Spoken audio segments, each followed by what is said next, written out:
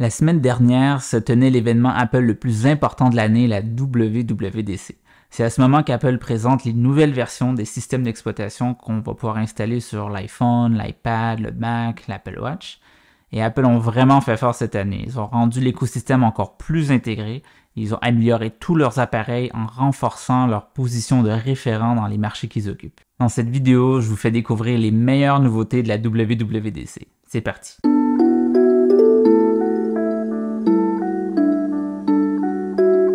Cette année, Apple a annoncé plein de nouvelles fonctionnalités dans l'écosystème. Donc ça veut dire que tous les appareils vont pouvoir en bénéficier et ça devient donc la base de ce que c'est utiliser un appareil Apple. Apple enrichit les possibilités en termes de collaboration. Donc on pouvait déjà travailler en direct avec d'autres personnes dans Numbers, Pages, Keynote, les notes. Et là vient s'ajouter Safari. On va pouvoir partager des groupes d'onglets avec d'autres personnes et donc voir en temps réel sur quelle page ils naviguent et quelle page ils ouvrent. Ça va être très pratique dans le cas où on organise ses vacances ou un anniversaire par exemple.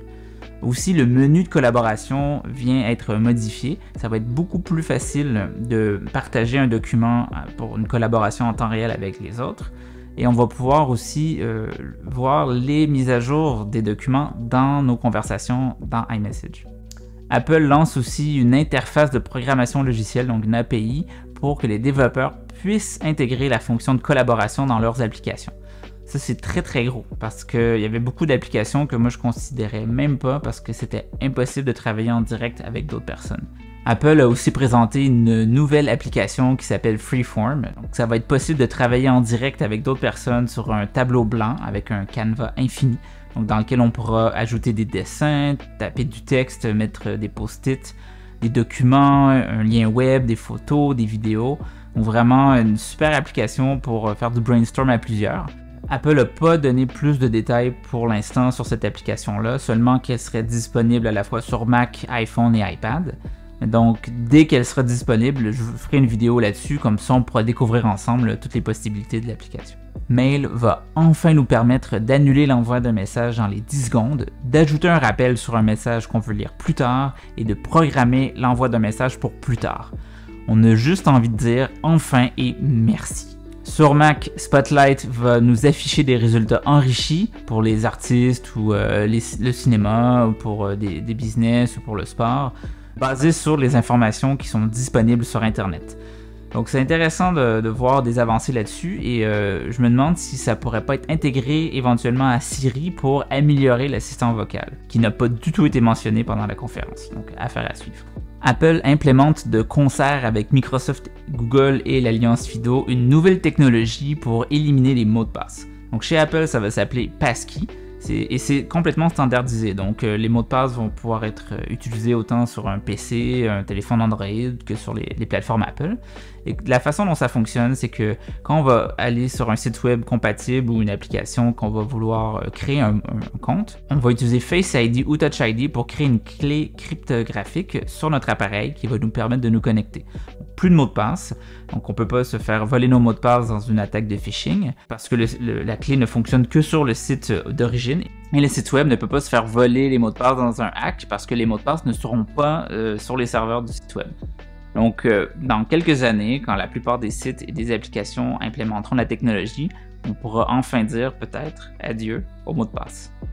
Apple fait évoluer sa technologie logicielle graphique Metal en version 3. Donc, ça va permettre aux développeurs de jeux vidéo de créer des meilleurs graphismes dans leurs jeux et les graphismes vont pouvoir aussi se charger plus rapidement. Une autre amélioration, c'est que ça va permettre de facilement adapter les jeux autant sur l'iPhone, l'iPad que le Mac parce que Metal 3 va faciliter l'adaptation des graphismes par rapport au processeur qui est dans l'appareil. Et ça, c'est très important. Apple a tout à gagner ici. La plupart des jeux AAA ne sont disponibles que sur console ou PC, donc peut-être que ça pourrait encourager les studios de développement de jeux à repasser sur Mac. Mais aussi ça va aider les développeurs de jeux mobiles qui sont très présents sur iPhone et iPad à augmenter le niveau de leurs jeux et à faire des jeux de niveau peut-être AAA aussi sur Mac. Ça va aussi sûrement aider Apple à étoffer son catalogue d'Apple Arcade pour avoir encore plus de jeux de meilleure qualité. En plus, dans iOS 16, iPadOS 16, tvOS 16 et macOS 13, ils ont ajouté la possibilité d'appairer une manette de Nintendo Switch pour jouer à ces jeux.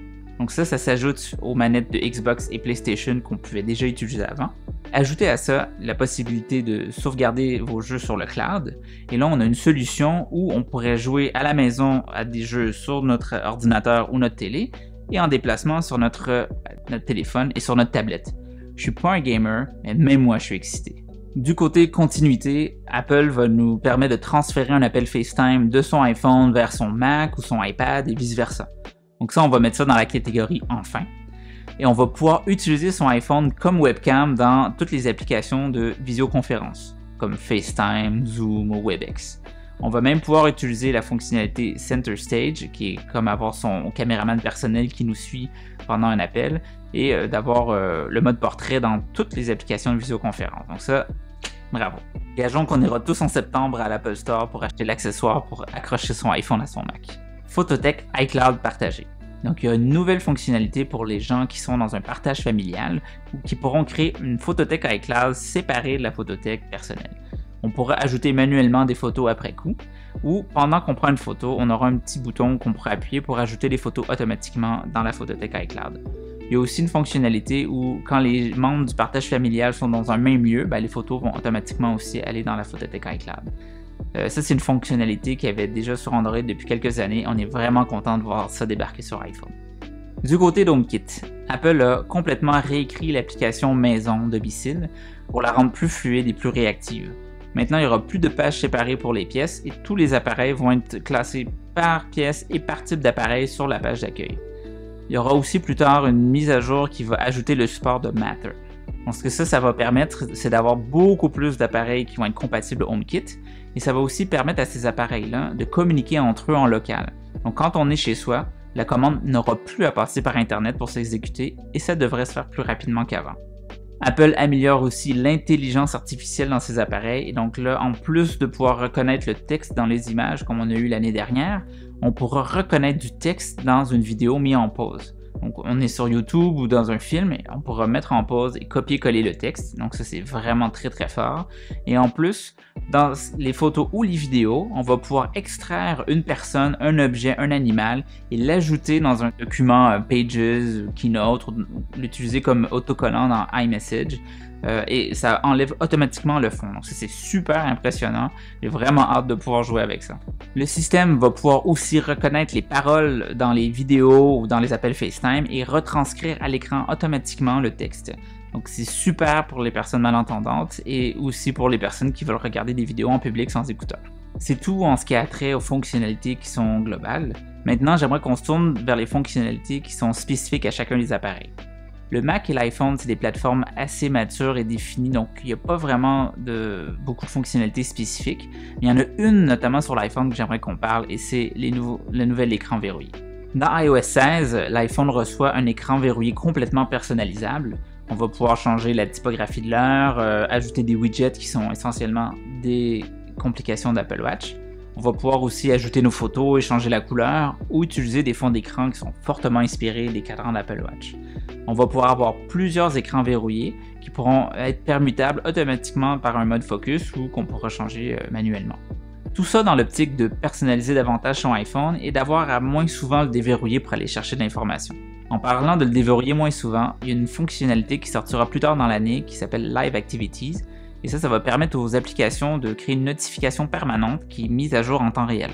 Donc, vous avez une course Uber ou Deliveroo, ou sinon vous voulez voir les résultats des sports, ça sera affiché en temps réel sur votre iPhone sans avoir à le déverrouiller. Finalement, les notifications vont s'afficher à la base de l'écran dans une espèce de rouleau.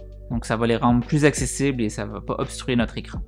Étonnamment, tout ça n'arrivera pas sur l'iPad, mais peut-être que ça sera comme les widgets et puis que ça arrivera l'année prochaine. Maintenant, Apple Watch. Donc cette année, on a droit évidemment à de nouveaux cadrans et une amélioration du design de l'interface. Mais l'Apple Watch étant essentiellement un appareil santé, les nouveautés se trouvent surtout de ce côté. L'Apple Watch continue sa lancée pour être un essentiel appareil de suivi de santé et le parfait accessoire d'activité physique pour les sportifs. WatchOS 9 et iOS 16 introduisent une nouvelle application médicaments qui va nous permettre de faire le suivi des médicaments, vitamines, compléments alimentaires qu'on prend, de programmer des rappels pour ne pas les oublier et aussi de savoir s'il y a des conflits entre les médicaments qu'on prend. L'application sommeil va enfin pouvoir détecter les différentes phases de sommeil et non plus uniquement calculer le temps passé à dormir. La seule fonction qui manque selon moi, c'est qu'il n'y a pas de réveil lié à la phase de sommeil paradoxale. J'ai déjà utilisé ça sur d'autres appareils et dans mon cas, à moi, ça fonctionnait très bien. Peut-être l'année prochaine. Lors du suivi d'activité physique, on va pouvoir voir plus d'informations à l'écran en tournant la couronne digitale et une nouvelle fonctionnalité qui va nous montrer où on se situe dans notre zone de rythme cardiaque. Donc ça va nous permettre de mieux moduler notre effort en fonction de l'objectif qu'on s'est donné pour l'exercice qu'on est en train de faire. On pourra créer des exercices qui incluent des intervalles de récupération et des exercices multiports pour ceux qui font du triathlon. L'Apple Watch va pouvoir nous envoyer des notifications sur notre rythme cardiaque, où on se situe dans notre zone de rythme cardiaque, sur notre cadence, sur notre puissance. Et donc là, c'est fini l'époque où l'Apple Watch ne faisait que suivre notre exercice, mais elle va pouvoir nous donner des indices pendant qu'on fait l'exercice pour nous améliorer et pouvoir créer des exercices qui sont vraiment adaptés à nos besoins. Il sera aussi possible de courir contre notre meilleur temps ou notre dernier temps dans le cas où on fait souvent le même itinéraire. Et puisque je pratique la course à pied, je suis heureux de voir que l'Apple Watch va pouvoir calculer la longueur de foulée, l'oscillation verticale et le temps de contact avec le sol. Si vous vous demandez en quoi c'est utile et pratique tout ça, surveillez cette chaîne parce que je vais faire une vidéo là-dessus. Qu'Apple puisse ajouter ces fonctionnalités à l'Apple Watch sans nouveau capteur, ça démontre vraiment la puissance des algorithmes et qu'il y a encore un énorme potentiel à débloquer sur l'Apple Watch. Le moment le plus attendu de cette keynote, l'iPad. Depuis quelques années, il y avait vraiment un décalage entre ce que le matériel était censé pouvoir faire et ce que le logiciel permettait de faire, et c'est encore plus fort depuis qu'Apple avait mis la puce M1 dans les iPad Pro et maintenant l'iPad Air. Cette année, l'iPad continue de s'éloigner de l'iPhone en devenant encore plus son propre type d'ordinateur en empruntant quelques fonctionnalités au Mac. On va pouvoir modifier la barre d'outils dans les applications. La fonction annuler va être améliorée et les développeurs vont pouvoir écrire des pilotes pour iPad et permettre d'utiliser des accessoires externes comme une carte de son. On va pouvoir fusionner les doublons dans les contacts et créer des listes de contacts. Pourquoi on ne peut pas faire ça sur l'iPhone? Mais la grosse nouveauté cette année, elle est réservée au iPad avec processeur M1 et c'est Stage Manager. On va enfin pouvoir utiliser ces applications en mode fenêtre et les superposer comme sur Mac. Et l'iPad va enfin savoir gérer correctement un écran externe en étendant le bureau et pas en faisant simplement une recopie. On pourra utiliser 4 applications en même temps par écran. Ça veut dire qu'on pourra avoir jusqu'à 8 applications ouvertes en même temps lorsqu'on utilise un écran externe. En tout cas, ça confirme quelque chose que je supposais depuis que l'iPad Air avait adopté le même design que l'iPad Pro. Et je crois que l'iPad Air et l'iPad Pro vont offrir une expérience pro de plus en plus proche de celle d'un Mac et que l'iPad et l'iPad mini, eux, vont offrir une expérience classique. Et c'est comme ça qu'Apple va distinguer toute sa gamme d'iPad. D'habitude, Apple ne parle pas de choses qui sont pas prêtes à sortir tout de suite. C'est pour ça qu'ils ont surpris tout le monde en présentant la nouvelle version de CarPlay. Ils ont dit que ça n'arriverait pas avant fin 2023, pas avant iOS 17 donc. Et c'était aussi intriguant pourquoi ils l'ont présenté tout de suite qu'impressionnant. Donc la nouvelle version de CarPlay devrait s'adapter à tous les différents types de tableaux de bord. Il y a des voitures maintenant où il y a plusieurs écrans et des écrans de formes différentes d'une voiture à l'autre. En plus, CarPlay serait complètement intégré au système de la voiture et devrait nous permettre de contrôler les sièges, la température, les phares et afficher notre vitesse, les tours minutes, etc. On pourra même complètement personnaliser l'interface avec un thème plus rétro, plus moderne. Et puisque ça va pas arriver avant iOS 17, je me demande, est-ce que ça veut dire qu'on va pouvoir avoir des thèmes dans iOS 17? En tout cas, c'était vraiment étonnant de voir une démo aussi futuriste, et j'espère vraiment que ça va devenir réalité. La suite peut-être l'année prochaine. Et avant de terminer, si vous aimez cette vidéo, je vous inviterai à cliquer sur le pouce, le bouton s'abonner et la petite cloche. Ça aide ma chaîne à se faire découvrir et vous aurez une notification lorsque je publierai une nouvelle vidéo. Et pour finir, quelques nouveautés en rafale. On va pouvoir annuler l'envoi d'un message dans iMessage et en modifier le contenu et marquer une conversation comme non lue, comme on peut déjà le faire dans Mail. L'application Météo arrive sur iPad et Mac et l'application Horloge arrive sur Mac. J'espère que vous avez aimé cette vidéo. À la prochaine!